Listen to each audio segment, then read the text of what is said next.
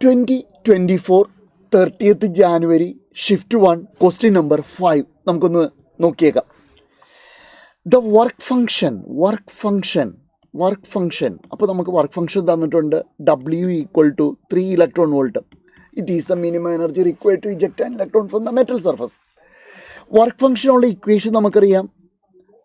HC/λ0 അല്ലെങ്കിൽ Hν0. ഇത് ഒന്ന് ഓർത്ത് വെച്ചേക്കുക. ഇതാണ് വർക്ക് ഫംഗ്ഷൻ്റെ ഇക്വേഷൻസ്. ഇവിടെ എന്തൊക്കെയാണ് ചോദ്യം?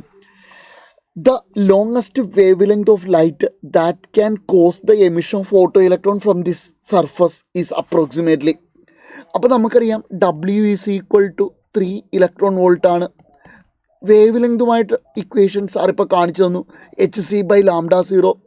അപ്പോൾ λ0 = HC/W. HC നമ്മൾ 12.4 × 10⁻⁻7 എടുക്കുകയാണെങ്കിൽ divided by work function 3 electron volt. അപ്പോൾ ഇത് ഇലക്ട്രോൺ വോൾട്ടിലായിരിക്കും. അപ്പോൾ ആൻസർ നമുക്ക് SI സിസ്റ്റത്തിൽ കിട്ടും, മീറ്റർ കിട്ടും. അപ്പോൾ ഇത് 4.1 സംതിങ് × 10⁻7 ആണ്. അപ്പോൾ നമുക്ക് 4.1 സംതിങ്, അപ്പോൾ 410 എന്ന് എഴുതാം. അത് 4 ആണ് × 10⁻⁻ നമുക്ക് -9 എഴുതാം. 2 സ്ഥാനം മാറ്റുമ്പോൾ നാനോമീറ്ററിലേക്ക് മാറ്റും. അപ്പോൾ ഇത് 414 നാനോമീറ്റർ. അടിപൊളി ക്വസ്റ്റ്യൻ ആയിരുന്നു.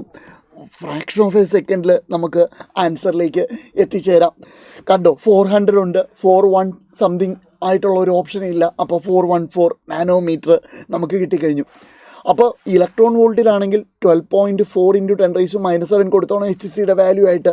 അല്ലെങ്കിൽ 19.89 × 10⁻26 ആണ്. ജൂളിലേക്കാണ് ആൻസർ എങ്കിൽ അതൊക്കെ നിങ്ങൾക്കറിയാം. അടിപൊളിയായിട്ട് നിങ്ങൾ അപ്പിയർ ചെയ്യുക.